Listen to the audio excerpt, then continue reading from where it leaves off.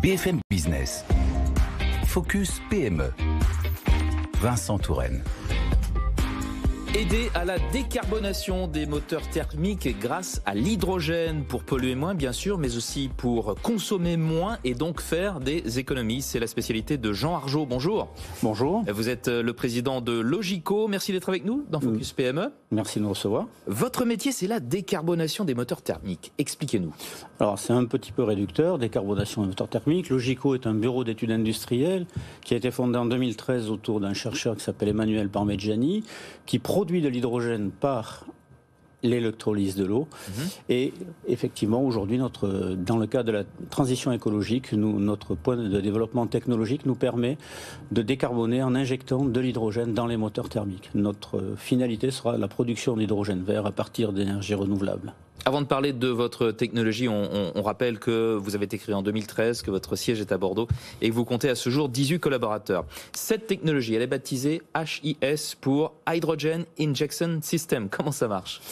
Alors, cette technologie, elle est brevetée, labellisée par la fondation Solar Impulse.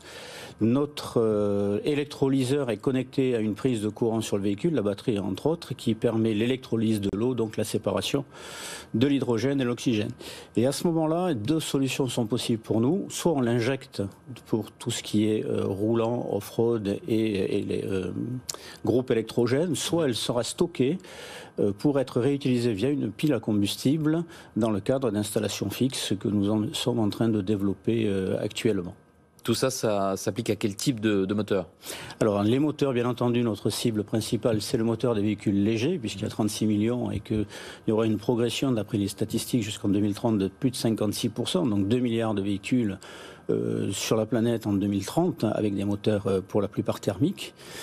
Nous, aujourd'hui, on développe sur des flottes automobiles, des flottes de grandes entreprises, mais également, nous développons aussi sur les moteurs thermiques des camions, des bennes à ordures ménagères, des engins de chantier, des camions de chantier et en fonction de la réglementation spécifique à diverses activités, nous sommes aussi en train de développer pour des bateaux, puisque la réglementation maritime est très différente. Donc application très large. Application très large. Qu'apporte cette technologie, notamment en termes d'économie, comme je le disais dans mon introduction ?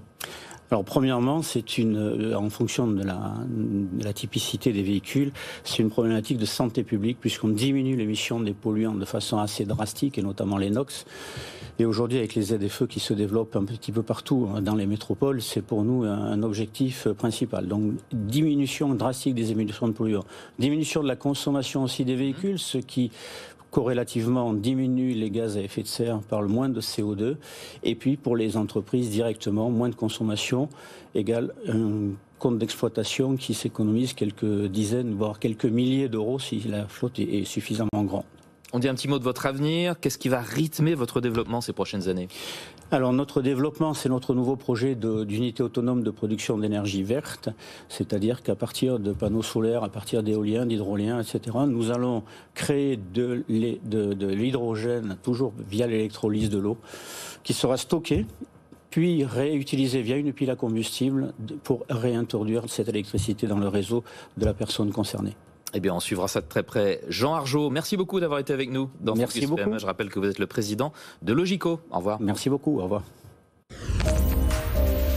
Focus PME sur BFM Business.